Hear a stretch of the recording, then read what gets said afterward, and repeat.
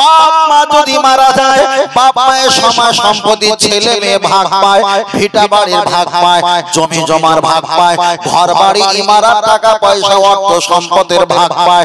এবার আপনি বলেন আব্বা মা মারা গেলে, বাপ মা যদি মারা যায়, সন্তান ছেলে মেয়ে যদি জমি জায়গা ঘর বাড়ি ইমারতের যদি ঘর বাড়ি ভাগ পায়, আমার আপনার আদি পিতা বাপের নাম কি? একটুখানি মাথা যায়নি এখনো। আমার আপনার আদি পিতার নাম হলো নবী আদম, মা ছিল মা হাওয়া আলাইহাস সালাম। আল্লাহ তাদেরকে জান্নাত দিয়েছে, কোন কারণে আল্লাহ জান্নাত থেকে বার করে দিয়েছে, কিংবা কোন কারণে তারা জান্নাত থেকে বার হয়ে এসেছে, আমার অত হিসাব রাখার প্রয়োজন নেই। জান্নাত থেকে চলে এসেছে এতটাই আমরা জানি। তাহলে আপনি বলেন, জান্নাত আল্লাহ আমাদের বাপ মাকে দিয়েছে, পৃথিবী যত বড় 10 ডবল জান্নাত আল্লাহ মা নবী আদম মা হাওয়া আলাইহিস সালামকে দিয়েছে। তাহলে জান্নাত যদি বাপ মাকে দিয়ে থাকে, কোন কারণে আল্লাহ যদি জান্নাত থেকে বার করে দেয়, তাহলে বাপ মা মারা গেলে বাপ মায়ের সম্পত্তি ছেলে মেয়ে ভাগ পায়। আব্বা মা জান্নাত থেকে বার হয়ে চলে এসেছে, আমরা যদি আব্বা মায়ের সন্তান হই, নবী আদম মা হাওয়ার যদি সন্তান হই, এবার আপনি বলেন ওই জান্নাতের হকদার কারা, আমরা না ঠিক? আমরা তো অবশ্যই জান্নাতের হকদার। তাহলে বাপ মায়ের সম্পত্তি যদি ছেলে মেয়ে ভাগ পায়, নবী আদম মা হাওয়া আলাইহিস সালাম জান্নাত থেকে চলে এসেছে, ওই জান্নাতের ভাগদার হলাম, হকদার হলাম আমি আপনি। তাহলে আমরা ছেলেরা আমরা মেয়েরা ওই জান্নাতের হকদার। তাই আমার আল্লাহ বললেন, ও আমার বান্দা জেনে রেখে দাও, সুম্মাস্তাগফিরনি গফারতু লাকা ওয়ালা উমালি, খবরদার বেঈমান হবি না, বিয়াদব হবি না, মুনাফিক হবি না। গুনাহগার হয়ে গেছে সে টুকটুম করে গুনাহগার হয়ে যা, আমার কাছে তোমরা কান্নাকাটি তওবা পাঠ করবে, আমি আল্লাহ গফুর গফফার নামের বরকতে ক্ষমা করে দেব। কিয়ামতের দিন তোদের যদি গুনার সংখ্যা বেশি হয়ে যায়, তোদের নবী রেখেছে শাফাত করবে, তোদের জন্য মাপ চাইবে। তাতে যদি সম্ভব না হয়, তবে তোমরা লা তাকনা তুমি রহমাতিল্লাহ, আমি আল্লাহ আমার রহমতের দিকে তাকিয়ে থাকবে। তোদের বাপ মায়ের সম্পত্তি জান্নাত, তোমরা যে ছেলে মেয়ে, তোদের বাপ মায়ের সম্পত্তি জান্নাত, তোদেরকে আমি আল্লাহ ফিরিয়ে দেব। আর একটু জোরে বলে সুবহানাল্লাহ। তাহলে এখানে প্রমাণ হয়ে গেল জান্নাত আমরা আপন চাইনি, কিন্তু জান্নাত যে সম্পত্তি ওটা আমার বাপ মায়ের সম্পত্তি, আর ওই সম্পত্তি আমরা ছেলে মেয়ে আমাদের নামে আছে। আল্লাহ যদি আমাদের ওই সম্পত্তি দিয়ে থাকে, এই মুহূর্তে তো আমরা জান্নাতের সম্পত্তির মালিক, ঠিক না বে ঠিক? ওই জন্য হাদিস শরীফে এসেছে, পৃথিবীতে যত বাচ্চা ভূমিষ্ঠ হয় সব ইসলামিক ঈমান নিয়ে তারা ভূমিষ্ঠ হয়, ইসলামিক আদর্শ স্বভাব নিয়ে তারা ভূমিষ্ঠ হয়। আর বড় হয়ে কেউ ইসলামের ভিতরে থাকে, কেউ বার হয়ে চলে যায়। ইসলামের ভিতরে কেউ থাকে, কেউ বার হয়ে চলে যায়, কিন্তু স্বভাব নিয়ে আসে, ইসলামিক স্বভাব নিয়ে আসে। তাহলে আল্লাহ যদি ওই জান্নাতটা আমাদের বাপ মায়ে দিয়ে থাকে, আর জান্নাত যদি আমরা পাই, এবার বলেন জান্নাত তো আমাদের সম্পত্তি আল্লাহ রেখে দিয়েছে, আমরা ধনী না গরিব? আমরা ধনী না গরিব? আমরা তো ধনী। তাহলে জান্নাত আমাদের, আমরা ধনী। আল্লাহ রহমান রহিম দয়ালু, আমাদের প্রতি দয়া, আমরা ধনী। আমার নবী হলো শ্রেষ্ঠ নবী, আমরা ধনী। ইসলাম ধর্ম শ্রেষ্ঠ, আমরা ধনী। নবী হলো শ্রেষ্ঠ, আমরা ধনী। নবী কিয়ামতের দিন শাফাত করবে, আমরা ধনী। আমরা গুনাহগার হওয়া সত্ত্বেও নবী হাউজের কাউসারে পানি পান করবে, আমরা ধনী। চুল পরিমাণ যদি নেকি গুনাহ থাকে, তার বিনিময়ে যদি জাহান্নামে যায়, চুল পরিমাণ ঈমান থাকে জান্নাত থেকে, এই জাহান্নাম থেকে একদিন পার হয়ে চলে আসবো। কেন? আমরা ধনী। কেন? আমাদের পরিচয় হলো আমাদের বাপ মা নবী আদম মা হাওয়া, আমরা নবী আদমের সন্তান। জোরে বলেন সুবহানাল্লাহ। আর একটু জোরে হবে না? ও আমার যুবকেরা, আমি আপনাকে বোঝাতে চাই, লক্ষ্য করে দেখা যায়, তাহলে আমরা জান্নাতে যাব, এটাই আমাদের আশা আছে। তাই আল্লাহর কোরআন জানিয়ে দিয়েছে, লা তাকনাতু মির রাহমাতিল্লাহ, ও বান্দা টেনশন করো না, আমি আল্লাহ আমার রহমতের দিকে তোমরা খেয়াল হয়ে থাকো। এখানে যারা বসে আছো, আমরা প্রত্যেকে মোনাজাত করি, মোনাজাতের সময় দোয়া করি, আল্লাহ আপনি আমাদের হায়াতকে বাড়িয়ে দাও, হায়াতে তৈয়বা দাও, জীবনটা ভালোভাবে চলার সুযোগ করে দাও। এই দোয়াটা করবে ভালো ভালো। তবে আর একটা দোয়া আমি আপনাদের শিখিয়ে দেই। আপনারা এশার নামাজ পড়েছেন, এশার নামাজ পড়ে আল্লাহকে বলবেন, আল্লাহ আমি যেন ফজরের সকালে ফজরের নামাজটা পড়তে পারি, আল্লাহ আপনি কবুল করে নাও। আল্লাহ যদি কবুল করে, রাতের বেলা আপনার স্ট্রোক দেবে না, পাস ফেলে মারবে না, আল্লাহ আপনাকে হার্ট অ্যাটাক করে মারবে না। কেন? কবুল হয়ে গেছে। ফজরের নামাজ সুস্থ হালাতে আল্লাহ আপনাকে পড়াবে। ফজরের নামাজ যখন হয়ে যাবে, আল্লাহর কাছে বলবেন, আল্লাহ আমি যেন জোহরের নামাজটা সুস্থ হালাতে পড়তে পারি। আল্লাহ যদি কবুল করে নেয়, ওই জোহরের ভিতরে এতটা ঘন্টার ভিতরে আল্লাহ আপনাকে অ্যাক্সিডেন্ট হয়ে কখনো ক্ষতি করে মারবে না। আপনি জোহরের নামাজটা পড়ার পর আবার বলবেন, আল্লাহ আমি আসরের নামাজটা যেন সুস্থ হালাতে পড়তে পারি, আপনি আমাকে দান করবেন। তাহলে 1.5 ঘন্টা 2 ঘন্টার ভিতরে আল্লাহ আপনাকে কখনো ক্ষতি করবে না। আসরের নামাজ পড়ার মতো আল্লাহ আপনাকে বাঁচিয়ে রাখবে। আসরের নামাজ পড়া যখন শেষ হয়ে যাবে, সঙ্গে সঙ্গে তাসবিহ পড়ে আল্লাহর কাছে দোয়া করছি, আল্লাহ আপনি আমাকে মাগরিব পড়ার সুযোগ করে দাও, আবার আপনি এশার নামাজ পড়ার সুযোগ করে দাও। প্রতিটা ওয়াক্তের জন্য আল্লাহর কাছে রিপ্লাই মেসেজ করে আবেদন করব, আর প্রতিটা ওয়াক্তে হায়াত বাড়তে বাড়তে বাড়তে আল্লাহ আমাদের দীর্ঘ হায়াত দান করবে। তাহলে একদিকে হায়াতও পেয়ে যাব, অপরদিকে হায়াতে আল্লাহর ইবাদতও করতে পারবো। তাই আমরা একটাই কথা বলি, আমার আল্লাহ হলো রহমানুর রহিম, দয়ালু মেহেরবান। ইয়্যাকা নাবুদু ওয়া ইয়্যাকা নাস্তাইন, আল্লাহ हम तेरी ही इबादत करते हैं और तुझे सिफर दोनों हाथ उठाकर दुआ मांगते हैं। আল্লাহ আপনার ইবাদত করি, আপনার কাছে সাহায্য চাই। আমার আল্লাহ বললেন, যে বান্দা আমার কাছে চায় না, আমি আল্লাহ বড় রাগান্বিত হয়ে যাই। আর যে বান্দা বারবার আমার কাছে চায়, আল্লাহ আল্লাহ বলে চায়, আমি আল্লাহ বড় খুশি হয়ে যাই। কিছুই হলে আল্লাহর কাছে চাইবে। আল্লাহর কাছে যখন চাইবো, আমার আল্লাহ দিতে পারে, নাও দিতে পারে, কিন্তু আমার নবীর ওসিলা দিয়ে আল্লাহর কাছে চাইবো।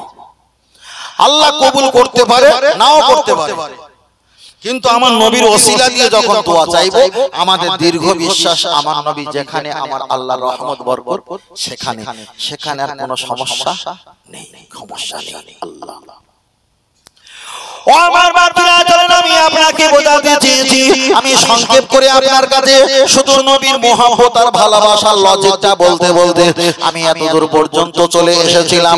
তার কারণ আমার নবী ফাঁস, আমার নবী লাশ। একটা লাইটে যদি 3টে 4টে ব্যাটারি দেওয়া হয়, যে ব্যাটারিটা প্রথম দিয়েছি, ওই ব্যাটারির পরে যদি 10টা 20টা লক্ষ লক্ষ যদি ব্যাটারি দেওয়া হয়, খোলার সময় ওই ব্যাটারিটা শত লাস্টে বার হয়ে আসে। আমার নবী এসেছিলেন ফাঁস, আর নবীদের সিরিয়ালেতে নবী আমার লাশ। তাই আল্লাহর নবী বললেন, আনা খাতামুন নবিয়্যিনা লা নাবিয়্যা বাদি, আমি হলাম শেষ নবী, আমার পরে আর কোন নবী নাই, নবী নাই, নবী নাই। তাহলে আমার নবী হলো শেষ নবী, শেষ নবী। ও আমার বাপজিরা, এক সময় আল্লাহর নবী জিবরাইলের হাতটা ধরে বললেন, জিবরাইল আমি তোমার কাছে একটা প্রশ্ন করব, এই প্রশ্নের জবাবটা আল্লাহর কাছে কে নিয়ে আসবে? জিবরাইল বললেন, ইয়া রাসূলুল্লাহ আপনি বলেন।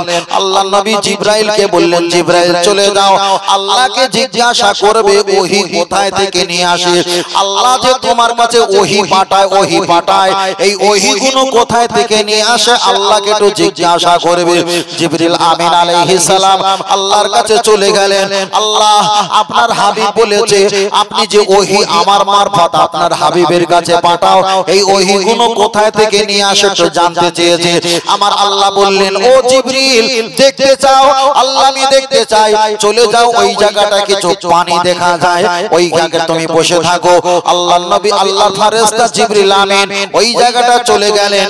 ইয়া আইয়ুহাল মুজাম্মিল ইয়া আইয়ুহাল মুদাসসির, একজন কালো কম্বল চুমড়িয়ে দিয়ে লম্বা হয়ে টান হয়ে শুয়ে আছে।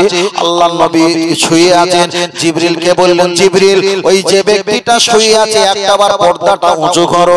জিবরিল আমিন আলাইহিস সালাম তিনি হাত দিয়ে একটু মুখের দিকে পর্দাটা যখন সরালেন, দেখতে পেলেন আমার নবী ওখানে ঘুমিয়ে আছে। জিবরিল ঠিকরে উঠে লাফিয়ে উঠে আল্লাহকে বললেন, আল্লাহ এটা তো আপনার হাবিব ঘুমিয়ে আছে। আমার নবীকে বললেন, ইয়া রাসূলুল্লাহ হাবিবাল্লাহ, আমি আল্লাহকে জিজ্ঞাসা করেছিলাম, আল্লাহ আপনি ওহী কোথায় থেকে নিয়ে আসো, আপনি যে নবীর প্রতি ওহী দাও ওহীগুলো কোথায় থেকে নিয়ে আসো। আমি যখন কালো চাদরটা যখন খুললাম আমি আপনাকে দেখতে পেলাম। এখানে প্রমাণ হয়ে গেল আমার নবী যেখানে আমার আল্লাহ সেখানে, আমার নবী যেখানে আমার আল্লাহ সেখানে। আমার আল্লাহ নবী থেকে কখনো জুদা নয়, আলাদা নয়, আলাদা নয়। আমার নবীকে আমার আল্লাহ বড় ভালোবাসে। তাহলে ওহী কোথায় থেকে নিয়ে আসে?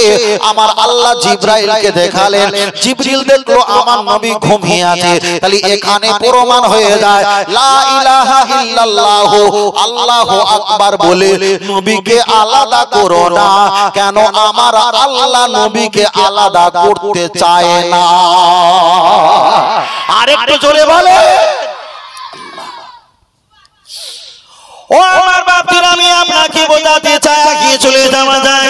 এক সময় আম্মা জান আয়েশা সিদ্দিকা রাদিয়াল্লাহু তাআলা আনহার কাছে দয়ার নবী চলে আসলেন। যত সম্ভব তার নাম হলো আতাবুল মাসাজিদ। হাদিসটা আবু হুরায়রা থেকে বর্ণিত। আল্লাহর নবী দাঁড়িয়ে আছেন। আম্মা জান আয়েশা সিদ্দিকা দেখলো বাড়িতে কেউ নাই, তাই খুশি হয়ে একটা চাদর কি করলেন, চাদরটা ওড়নালেন, এরম পাকালেন, পাকিয়ে আল্লাহর নবীর পিছন দিকে দিয়ে টান দেবে। আম্মা জান আয়েশা সিদ্দিকা রাদিয়াল্লাহু তাআলা আনহার কাছে আসবে, স্বামী স্ত্রী তো আনন্দ মজা করবে, শান্তি পাবে। আম্মা জান রুমালটা নিয়ে ওড়নাটা নিয়ে যখন পিছন দিক দিয়ে টান দিয়েছে, ভিতর দিয়ে ও রুমালটা চলে এসেছে, নবী আমার দাঁড়িয়ে আছে। হাদিসে রাবী বর্ণনা করে আম্মা জান মা আয়েশা একটু তিনি ঠিকরে উঠেছেন, ভয় পেয়ে গেছেন। আবার দ্বিতীয়বার তিনি টেরাই করলেন, আবার ভিতর দিয়ে চলে আসে, নবী দাঁড়িয়ে দাঁড়িয়ে কথা বলছে। তৃতীয়বার জিজ্ঞাসা করলেন, ইয়া রাসূলুল্লাহ আমি ওড়নাটা নিয়ে যখন টান দিলাম একবার নয় দুইবার নয় ভিতর দিয়ে চলে আসলো আমার ওড়না, আপনি দাঁড়িয়ে আছেন, সত্য কথা বলেন, আপনি ফেরেশতা না, আপনি জিন না, অন্য কিছু, আপনি একবার বলেন। আল্লাহর নবী বললেন, বিবি আয়েশা সিদ্দিকা আমি ফেরেশতা না, আমি জিন নয়, আমি মুহাম্মাদের মতো আমাকে থাকতে দাও। আম্মা জানকে বললেন, বিবি তুমি এবার আর একবার তৃতীয়বার নাও। তৃতীয়বার ওড়নাটা পাক দিয়ে পাকিয়ে পিছন দিক দিয়ে যখন টানলেন আমার নবী আম্মা জানের কাছাকাছি সঙ্গে চেপে গেলেন, সেটে গেলেন। তাহলে এখানে প্রমাণ হয়ে গেল আমার নবী হলো নবীর মতো পৃথিবীর অন্য কোন ব্যক্তিকে তুলনা করা যাবে না, যাবে না। অনেকে বলে না নবী আমাদের মতো, বাবা ভুল করছো। নামাজ দু ওয়াক্ত কাজা হয়ে গেছে, জাহান্নামে পুড়ে পুড়ে আবার জান্নাত পাবে। কিন্তু এরকম বিশ্বাস আকীদা রাখলে আপনি কিছুই পাবেন না, কিছুই পাবেন না, ক্ষতি হয়ে যাবে, পুরো ক্ষতি হয়ে যাবে। আল্লাহ তার কারণ যদি হাদিস শরীফে এসেছে যে যে যাকে বিয়ে করবে তার নিজে নিজে পছন্দ করে বিয়ে করতে পারে, এটা হাদিস শরীফে আছে। এখন এই ওয়াজ শুনে যদি কেউ কালকে যদি বলে মফিজুল হুজুর সুন্দরবন থেকে এসে বলেছে যে যার পছন্দ হবে তার সঙ্গে বিয়ে করব, তাহলে আপনার আব্বা ভ্যান চালায়, আপনি চপ পেঁয়াজ যে বিক্রি করেন, আর এলাকায় শ্রেষ্ঠ ধনীর মেয়ে ছাদের উপরে কাপড় মেলাচ্ছে, আর আপনি যদি বলেন আই লাভ ইউ, আমি তোমাকে ভালোবাসি, বিয়ে করব, মার খাবে না? খাবে না? মার খাবে, মার খাবে। তাহলে যদি বলো না তুমি আমার আমি তোমার, যে যাকে মহব্বত করে ভালোবাসে বিয়ে করতে পারে, কোনো সমস্যা নেই, এ ফতোয়া কি উপরের তলায় ওঠে বলে মনে হয়? বাবা তুমি তোমার জায়গায়, নবীর জায়গায় কখনো এক জায়গায় নাই। শোনা, একটা ভ্যান চালক ওয়ালা যদি একটু কোটিপতি মেয়ের কাছে যাবার যোগ্যতা যদি হারিয়ে ফেলে, আর তুমি নবীর সঙ্গে মিলিত হতে পারো, কখনো না, এটা বলবে না, ঈমান আমলের ক্ষতি হবে। ও আমার বাতিরা, আমি আপনাকে বলছি দুনিয়াতে হকের অপেক্ষায় নবীকে ভালোবাসতে হবে, নামাজের নবীকে ভালোবাসতে হয়। কোরআনে দেখা যায় দুনিয়ার ইবাদতের অপেক্ষায় নবীকে ভালোবাসতে হয়। যদি বলেন কেন, একটাবার আগিয়ে চলে যাওয়া যাক। আপনি আল্লাহর নবী হাদিস শরীফে বললেন আফদালুল ইবাদাত ইবাদাতিস সালাত, সবচেয়ে বড় ইবাদত হলো নামাজ। আল্লাহর নবী বলেছেন সবচেয়ে বড় ইবাদত হলো নামাজ, নামাজ, নামাজ। আপনি নামাজ পড়বেন, কিন্তু নামাজের অপেক্ষায় আমাকে নবীকে বেশি ভালোবাসতে হয়, আল্লাহর নবীকে বেশি বেশি ভালোবাসতে হয় নামাজের অপেক্ষায়। যদি বলেন কেন, আরাফাতের ময়দানে 9 তারিখে জিলহজ মাসে আমার নবী মাগরিবের নামাজটা কাজা করেছেন। হাজী সাহেবরা সেখানে গিয়ে নামাজটা কাজা করে। আপনি যদি বলেন আমি এখানে নামাজ পড়বো, নবী পড়িনি, আপনি যদি পড়েন আমার নবীর উর্ধে আপনি উঠতে চাইছেন, আল্লাহর কাছে আপনি ভালো হতে চাইছেন। আমার আল্লাহ 26 নম্বর পারা সূরা নাম সূরা হুজরাতে আমার আল্লাহ জানিয়েছে আমার নবীর উর্ধে তোমরা হাঁটবে না, আমার নবীর চাইতে তোমাদের গলা লম্বা করবে না, আমার নবীর চাইতে তোমরা বেশি বুঝতে যাবে না, আমার নবীর চাইতে তোমরা কখনো আগে তোমরা হাঁটবে না, আগে চলবে না, আমার নবীর উর্ধে তোমরা কোনো কাজ করবে না। আনতাহাবাতা আমালুকুম ওয়া আনতুম লা তাশকুরুন, তোমরা যদি এমন করে ফেলো তোমাদের ঈমান আমল আমি আল্লাহ ধ্বংস করব, তোমরা তা বুঝতে পারবে না, টের পাবে না। তাহলে আমার নবী 9 তারিখে জিলহজ মাসে আরাফাতের ময়দানে মাগরিবের নামাজটা কাজা করেছেন। ওই জায়গায় যদি আপনি নামাজ পড়েন, এক রাকাত নামাজ পড়লে 1 লক্ষ রাকাতের সওয়াব পাবো। আপনি যদি নেকি কামানোর জন্য 1 রাকাত নামাজ পড়লে 1 লক্ষ সওয়াবের রাকাতের সওয়াবের আশায় যদি নামাজ পড়েন, খোদার কসম আল্লাহর কোরআন বলেছেন আনতাহাবাতা আমালুকুম ওয়া আনতুম লা তাশকুরুন, তোমার ঈমান আমল আমি আল্লাহ ধ্বংস করে দেব।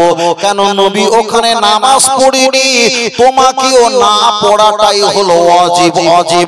তাহলে নেকি কামাতে যাওয়া চলবে না, চলবে না, বরং নবীর মহব্বতে নামাজ কাজা করা আমার আল্লাহ ওয়াজিব ঘোষণা করে দিয়েছে। তাহলে এখানে প্রমাণ হয়ে যায় তাম পৃথিবীর অপেক্ষায় মিওয়ালে দেখি ওয়ালা দেখি, তোমার ছেলে মেয়ে তোমার বাপ মায়ের অপেক্ষায়, আমওয়ালাগুম টাকা পয়সার অপেক্ষায়, আনফুসাকুম নিজের জীবন যৌবনের অপেক্ষায়, লা ইউমিনু আমার নবীকে যতদিন না ভালোবাসতে পারবে ততদিন ঈমানদার হতে পারবে না, পারবে না।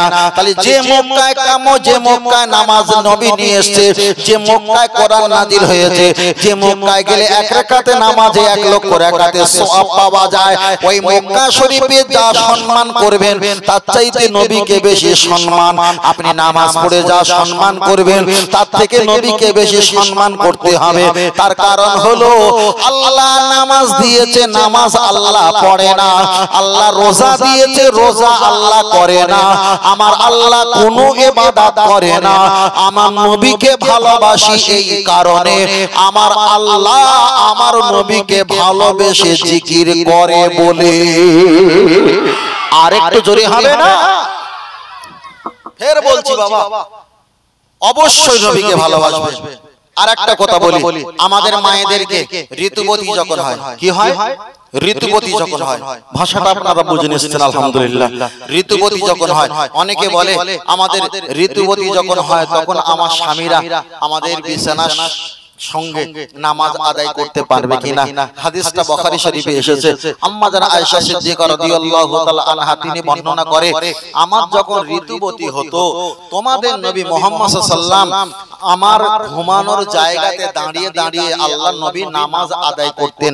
আম্মা জান আয়েশা সিদ্দিকা তিনি আরো বর্ণনা করেছেন, নবী যখন সেজদা যেতেন, রুকু যেতেন, আবার যখন উঠতেন, আল্লাহর নবীর জুব্বা মোবারক, কাপড় মোবারক কিংবা ওড়নাগুলো আম্মা জান আয়েশা সিদ্দিকার মাঝে মাঝে গায়ে লেগে যেতেন। তাহলে এখানে প্রমাণ হয়ে গেল খুব কাছাকাছি নামাজ আদায়। কথা বুঝতে পেরেছেন? অনেকে বলে যে এরকম ঋতুবতী হলে সেখানে দাঁড়িয়ে সেখানে গেলে নাপাক হয়ে যাবে, এক জায়গায় থাকা খাওয়া করলে নাপাক হয়ে যাবে, অপবিত্র হয়ে যাবে। কখনো না, এগুলো সম্পূর্ণ বানোয়াট, এগুলো সম্পূর্ণ ভুল, কখনোটা সম্ভব নয়। কেন? ওখান থেকে নাপাক আসার অনেক কটা পর্দা তারা দিয়ে রাখে।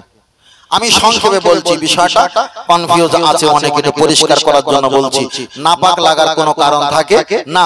তাই আম্মা জান আয়েশা সিদ্দিকা রাদিয়াল্লাহু তাআলা আনহা তিনি যখন বলেছেন তোমার নবী এত কাছাকাছি নামাজ আদায় করতেন, তানার জুব্বা মোবারক আমার গায়ে লেগে যেতেন, কখন আবার লাগতেন আবার উঠে যেতেন, তাহলে খুব কাছাকাছি। তাহলে এমন যদি কাছাকাছি নামাজ আদায় করা হয়, যদি থাকা হয় কোনো নামাজি, তার কোনো নাপাকি হবার সম্ভাবনা থাকে না?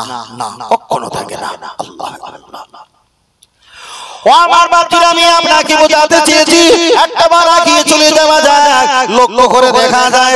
আমি আপনার কাছে বলছি, আমাদের কাছে চলে আসছে রমজান মাস। রমজান মাস এখন ফাল্গুন মাসে রমজান মাস চলে আসবে।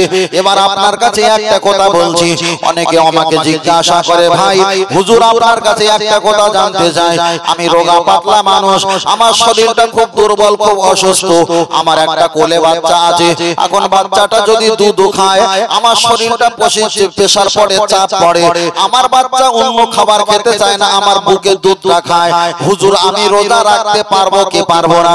আমি আপনাকে বলছি, বাচ্চা যদি দুধ খায় মা তুমি রোজা রাখতে পারবে, কোনো সমস্যা নেই।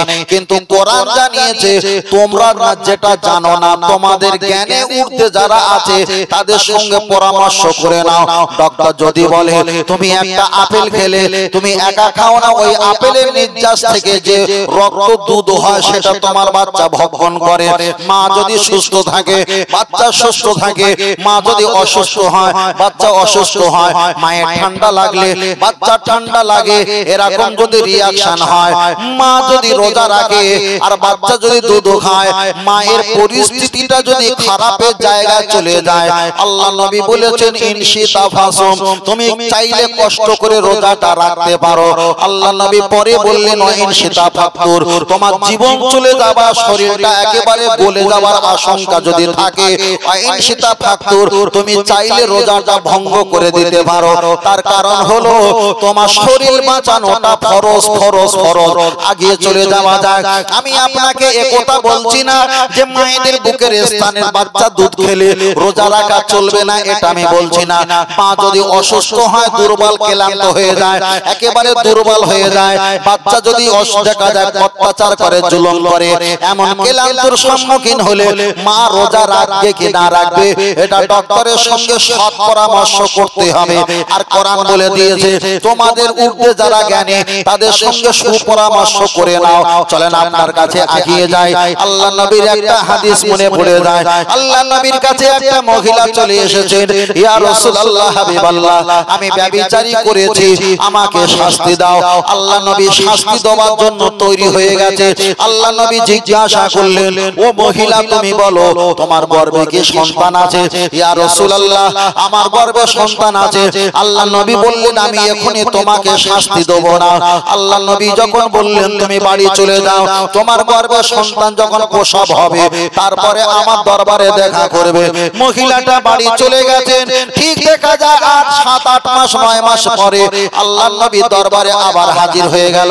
ইয়া রাসূলুল্লাহ, আমার বাচ্চা ভূমিষ্ঠ হয়েছে মাত্র দেখা যায় 2 দিন, আপনার দরবারে এসেছি, আমি ব্যভিচার করেছিলাম, আমাকে শাস্তি দাও।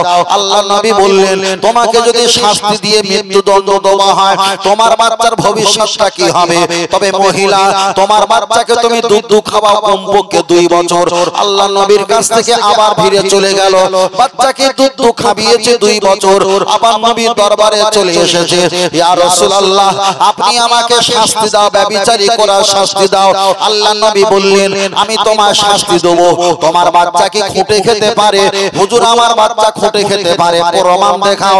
কিছু রুটি গুলো ছেড়ে নিচে ফেলে দিয়েছে, বাচ্চা হামাগুড়ি দিয়ে 2 হাত দিয়ে দেখা যায় তিনি তুলে খাবার মতো, খুঁটে খাবার মতো কিছুটা ভক্ষণ করেছে। আল্লাহ নবী তাকে ওই ব্যভিচার করা প্রায়শ্চিত্তটা তার প্রতি ওয়াজিব করে দিয়েছে। তাহলে একটা মহিলা যদি ব্যভিচারী করলো 10 মাস কিংবা 9 মাস, আল্লাহ নবী নবী কোনো শাস্তি দিল না। বাচ্চাটা ছোট ছিল, দুধ খাচ্ছিল বলে 2 বছর কোনো শাস্তি দিল না। পরে যখন বাচ্চা খোটে খাওয়া শিখলো, আল্লাহ নবী তাকে শাস্তি দিয়েছে।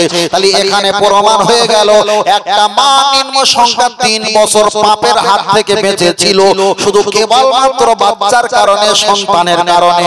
এখানে প্রমাণ হয়ে যায় বাচ্চা যদি অসুস্থ হয়ে যায়, দুর্বল হয়ে যায়, বাচ্চা যদি জুলুম করে, যদি অত্যাচার করে, রোগগ্রস্ত যদি হয়ে যায়, মা যদি অসুস্থ হয়ে যায়, ওয়াইন সীতা ফাকতুর, চাইলে তুমি রোজা রাখতে পারো, না চাইলে তুমি রোজাও রাখতে পারো, নাও রাখতে পারো, এটা আপনার এখতিয়ার ব্যাপার। তবে জেনে রেখে দাও, আপনার টাকা নেই হজ করো না, আপনার টাকা নেই যাকাত দিও না, আপনার টাকা নেই কুরবানি দিও না, আপনার টাকা নেই ফিতরা দিও না, আপনার টাকা নেই দান করো না। ফিতরা, দান, সাদকার মাল আপনি নিতে পারেন, তবে আল্লাহর বান্দা জেনে রেখে দাও, আপনি যতদিন পৃথিবীর জমিনে এসে থাকবেন, হাজার ইবাদত পালিয়ে যেতে পারে, কিংবা ইশারা ইঙ্গিতে আল্লাহর ইবাদত নামাজ আদায় করে আল্লাহকে বোঝাতে হবে, আল্লাহ আমি যে আপনার গোলাম, এটাই হলো তার বাস্তবিক প্রমাণ। আর একটু জোরে বলেন সুবহানাল্লাহ, নারে তাকবীর। তাহলে কোনো কারণে রোজা ভঙ্গ হতে পারে, কোনো কারণে রিমুভ হতে পারে, কোনো কারণে যাকাত বন্ধ হয়ে যেতে পারে, কোনো কারণে ফিতরা নাও হতে পারে, কিন্তু কোনো কারণে নামাজ যদি কাজা হয়ে যায়, সে নামাজটা তুলতে, নামাজটা ছাড়তে, আপনাকে নামাজটা আদায় করতে হবে। মায়েদেরকে বলছে, মা রমজান মাস চলে এসেছে, হঠাৎ ইফতারের আর মাত্র 10 মিনিট বাকি, কিছু মনে করবেন না, ইফতারের আর মাত্র 10 মিনিট বাকি, টয়লেট থেকে ঘুরে এসে বলছে রোজাটা, কথা বুঝতে পারেননি, টয়লেট থেকে ঘুরে এসেই বলছেন রোজাটা ভঙ্গ হয়ে গেছে, যেটা ওদের মাসে যেটা হয়। এবার মায়েদের মনটা খারাপ যে এত প্রখর রৌদ্রে রমজান মাসে রোজাটা রাখলাম এতটা ঘন্টা, আর 10টা মিনিট যদি একটু আগিয়ে যেতে পারতাম, একটা রোজা হতো মা, এতে কষ্ট হবার কোনো কারণ নেই, কারণ এটা তো আল্লাহর পক্ষ থেকে, আল্লাহ যাতে রাজি আমরাও তাতে রাজি, এটা আল্লাহর পক্ষ থেকে। আর এটা আল্লাহর পক্ষ থেকে, কিন্তু এর ভিতরে আমাদের মায়েদের একটু সমস্যা ছিল। মায়েদের সমস্যা ছিল কেমন? হাদিস শরীফে এসেছে, নবী আদম মা হাওয়া আলাইহিস সালাম জান্নাত থেকে বার হচ্ছিল। কেউ বলেছে নবী আদম ছিল প্রথমে, মা হাওয়া আলাইহিস সালাম ছিল পিছনে, জান্নাত থেকে বার হচ্ছিল। আর বার হতে হতে মা হাওয়া আলাইহিস সালাম বলেছিল, জান্নাত থেকে বার হব, তবে জান্নাতের অবস্থা খারাপ করে দিয়ে বার হব। মেয়েরা একটু হিংসুটি হয়, একটু জেদি হয়, ওদের সঙ্গে ঝগড়া করলে যে উঠোন ঝাড় দিতে, ঝাড়ু নিয়ে ঝাড় দিতে 10 মিনিট লাগে, ওই উঠোন কিন্তু 5 মিনিট ঝাড়ু দেওয়া হয়ে যাবে। তাহলে তবে আমি কিছু জানিনি, বলতে বলতে ঝাড়ু দিতে 10 মিনিটের উঠোন ঝাড়ু দেওয়াটা 5 মিনিটে হয়ে যাবে, একটু হয়ে যায়। আমি ওদেরকে খারাপ বলছি না, আল্লাহ মাফ করুক। তবে আমাদের মা হাওয়া আলাইহিস সালাম জান্নাত থেকে যখন বার হচ্ছিলেন, একটা জান্নাতের ডগাটা ছেড়ে দিয়েছে, টস টস করে সাদা আটা ঝরঝর করে ধরা শুরু হয়েছে। আমার আল্লাহ বললেন, নবী আদম রে, তোমার স্ত্রী জান্নাত থেকে বার হচ্ছিল, বিনা কারণে জান্নাতের একটা ডগা ছেড়ে আটা ঝরিয়েছে, এটাকে ঠিক করেছে, আল্লাহ আপনি ক্ষমা করে দাও। আল্লাহ বলছে, ক্ষমা তো করলাম এই মুহূর্তে, কিন্তু এর পাপের শাস্তি আমি ছাড়বো না। তবে নবী বলে তুমি, তোমার দিকে তাকিয়ে এই মুহূর্তে ক্ষমা করলাম, তবে পাপের শাস্তি আমি ছাড়বো না। কি করবে? যে বিনা কারণে গাছের ডগা ছিঁড়ে যেমন বিনা কারণে সাদা আটা টস টস করে ধরিয়ে টপ টপ করে ফেলে দিচ্ছে, আমি আল্লাহ বিনা কারণেও ওদের মাসে মাসে রক্ত ঝরাবো। কথাটা আমি বেশি ভিতরে যাচ্ছি না, আল্লাহ ওদেরকেও মাসে মাসে রক্ত ঝরায়। এটাও আল্লাহ পাকের নিয়ামত। এমন যদি না হয় সন্তান আবার হয় না, এটাও নিয়ামত। মা সন্তান গর্ভে থাকলে তখন ওগুলো বন্ধ হয়ে যায়, সেগুলো তারা ভোগ করে, তারা সেটা খাদ্য হিসাবে বানিয়ে নেয়, আল্লাহ তাদেরকে খাওয়ায়, তারপরে দুনিয়াতে আল্লাহ সন্তান প্রসব করে দান করে দেয়। এটা আল্লাহ পাকের সিস্টেম। তার কারণ দুনিয়ার মানুষের যেখানে জ্ঞান শেষ, আমার আল্লাহর ওখান থেকে সবে জ্ঞানের সূচনা। জোরে বলেন সুবহানাল্লাহ। আর একটু জোরে হবে না সুবহানাল্লাহ? এবারে তাকবীর দেন, নারে তাকবীর। আর একটু জোরে বলেন, নারে তাকবীর, নারে তাকবীর। দরুদ শরীফ আল্লাহ।